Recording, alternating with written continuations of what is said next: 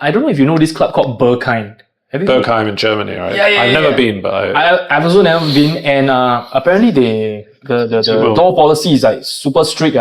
So it's like, I think like what, Lady Gaga or Britney Spears got rejected at the door. Many people. Yeah. So, and when you go in, you cannot use your camera. Till this day, obviously, there are certain people that do like, spy cam to see how it is inside. But for the most part, it's quite secretive what inside looks like.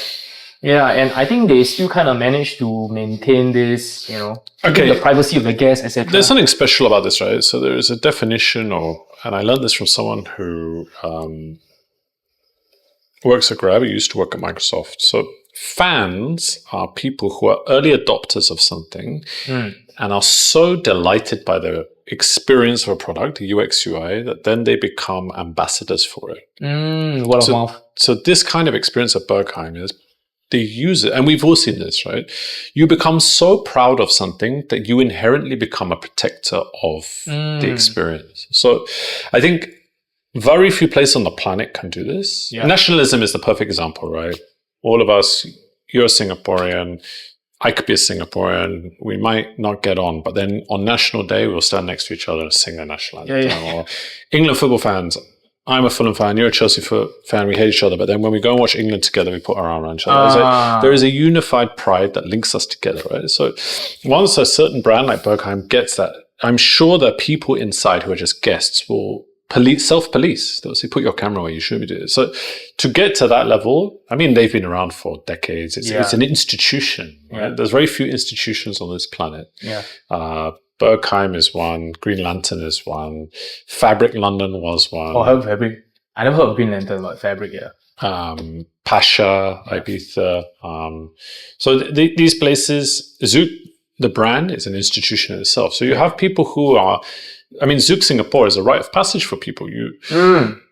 I know so many people that generation after generation, you're introduced by your older brother, takes you to Zouk one day, and it's like, everyone I know. When I first started working for Zouk, I got off at Changi Airport, I got in a taxi, and I told the guy I was going to Clarke Quay, and he joked to me, it was like 10 in the morning, I came in from KL, and he went, a bit early to go partying, right? And I was like, no, I'm going to work at Zouk. And he went, oh, I met my wife there, oh, brilliant place, best thing, oh, I love this place, lah. I've been going since many years ago, and blah, blah, blah.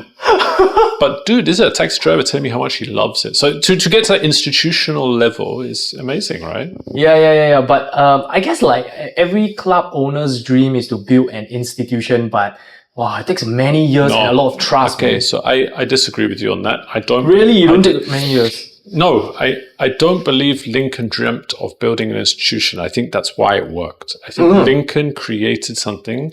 He was passionate about music. He developed it with his friendship circle in mind, and they did by word of mouth, and it grew into an institution. I don't believe he had the intention to do so. So the core is still passion. He loves music, right? That's obvious to anyone that's ever met him.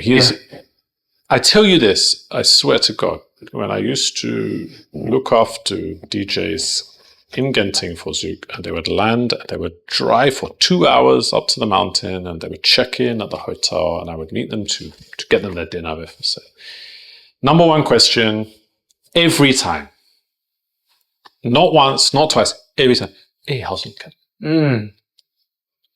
Because he had nurtured the friendship between the electronic dance music scene. And so, you hear stories of Carl Cox staying with him in Bali and all these other things, right? So from that, love and passion would have grown into an institution. So I agree with everything you say, but I believe that he didn't intend on it being so. I think he did it because he loved it. And from that purity came what it is today.